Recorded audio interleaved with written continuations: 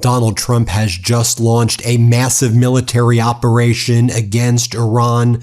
Major military strikes currently being conducted by the United States while the Ayatollah Khamenei's funeral processions are still taking place. Those processions have now moved to Iraq. We're seeing the United States strike Qeshm, Bandar Abbas, Sarik, and other areas near the Strait of Hormuz. The United States is saying these strikes will be multiple times more powerful than previous strikes by the United States. The United States has also told Axios and others, this is about punishment, and we're not trying to be proportional. We want to punish Iran, and this is purportedly in response to Iran striking multiple tankers that were trying to use a United States route through the Strait of Hormuz to do an end run around the IRGC's control over the Strait of Hormuz when the Memorandum of Understanding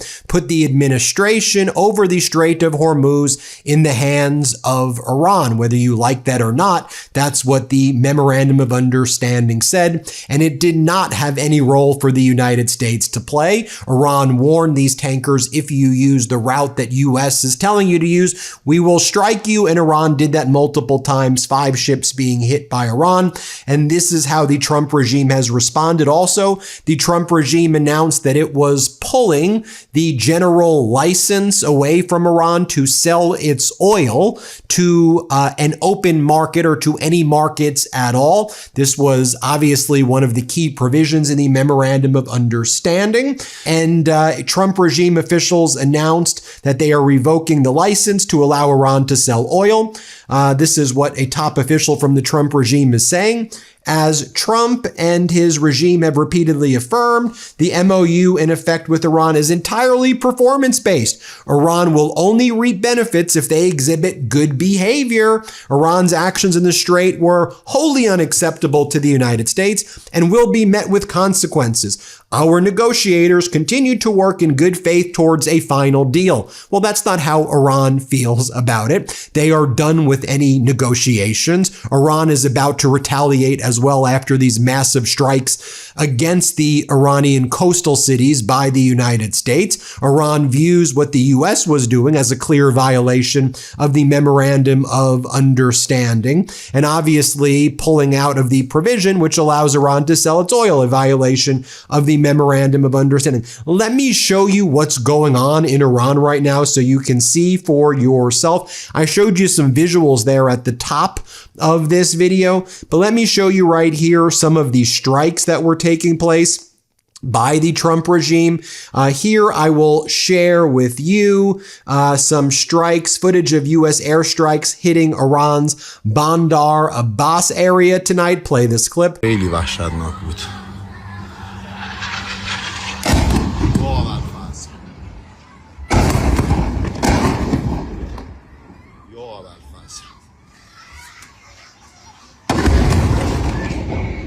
Bandar Abbas. Here's what it looked like in Qeshm Island. You can see for yourself.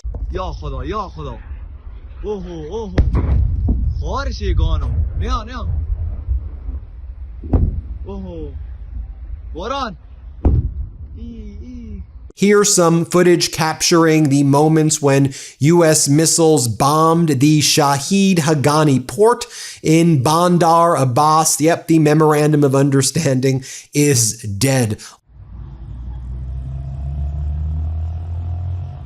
Whoa.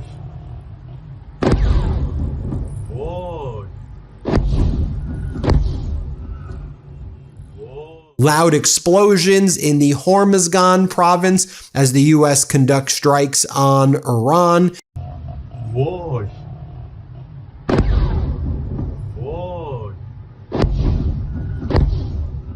You can see that the U.S. targeted speedboats. There also appears to be vans that were targeted by the United States. I'll show you some more photos right here as well. Professor Marandi, who's with the Iranian negotiating team, and he's got a direct line to the top civilian officials in Iran, says The Trump regime has badly miscalculated. Time will tell. He goes on to say, Iran is fully prepared for all-out war. Trump will lose this confrontation, and if he doubles down, that will bring down the U.S. economy. One of the immediate impacts we're seeing as well, sources are reporting complete power outages across all cities of Kuwait, trying to determine if this was a cause and effect, if this was Iranian hackers, or if Iran was able to shut down the power there. Also in southern Lebanon, Israel under Netanyahu is using this as an opportunity to kill more people in southern Lebanon. Here you have the Israeli military under Netanyahu going into southern Lebanon, violating Article 1 of the MOU as well. Let's play this clip so you can see for yourself.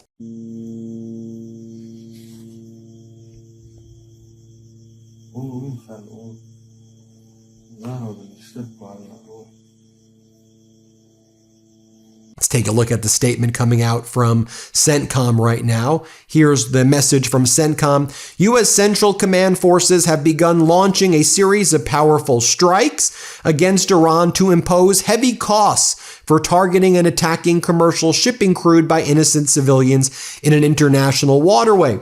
The U.S. strikes are in response to Iranian attacks on 3 commercial vessels that were transiting the Strait of Hormuz. Iran's demonstrated aggression was unwarranted, dangerous, and a clear violation of the ceasefire. It actually wasn't. The violation of the MOU, again, whether you like the MOU or not, the MOU says what the MOU says. And I think as articulated well by numerous people who have studied the MOU, and as we've talked about here, look at what Reza Nasri says. Article 5 of the MOU entrusts the future administration of the Strait to dialogue among Iran, Oman, and the other Arab nations. It confers no administering or supervisory role on the United States or on any other regional or extra-regional power, and it does not contemplate any arrangement that would exclude Iran. The United States relinquish any claim to administer, supervise, or internationalize the Strait, as well as any initiative designed to displace Iran's role.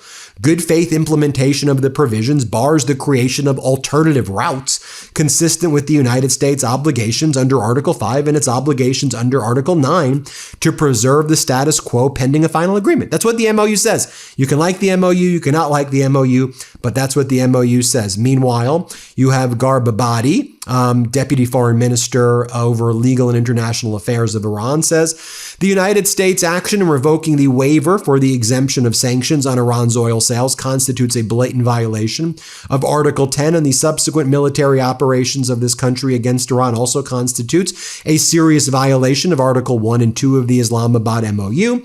In the past 3 weeks, America has also repeatedly violated Articles 1 and 2 of the MOU due to the actions of the Zionist regime in Lebanon and threatening statements against Iran. Iran, while issuing a serious warning regarding the consequences of America's breach of the agreement, will take decisive actions to safeguard its national interests. The Iranian Ministry of Foreign Affairs has condemned the U.S. strikes across southern Iran, saying that it is a violation of the MOU, despite Iran first targeting 3 tankers as they transited the Strait of Hormuz. That's the statement by this one account, rather.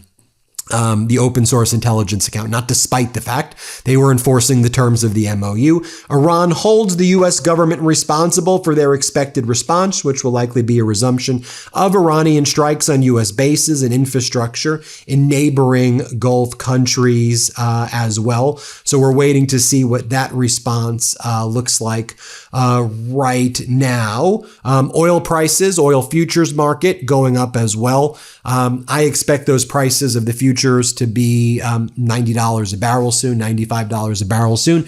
U.S. is basically at tank bottom on our strategic reserves. This certainly is not going to help with the fact that these strategic reserves are being depleted still at a very alarming rate, as the futures markets of crude has been manipulated, obviously, by our Treasury Department. I think, though, there's going to be a short squeeze on that. And then, as I noted, you have the massive processions of the Iranian people, first in Tehran, which we've been showing you here, then in Qom, QOM, and a major mosque there. But it's a relatively small city in Qom. To see millions of people show up was a sight to behold. And then I'll share this with you as well. This is in Iraq. The Iraqi armed forces giving a very formal greeting to Ayatollah Khamenei's body, granddaughter's body, and a massive procession's about to be underway in Iraq. All of this is taking place, of course, in the backdrop of the NATO summit. That's now a disastrous NATO summit. I mean, I can't think of a worse and more disastrous NATO summit. I covered it this morning as well. Let me just play for you the procession's commencement in Iraq. Here, let's play it.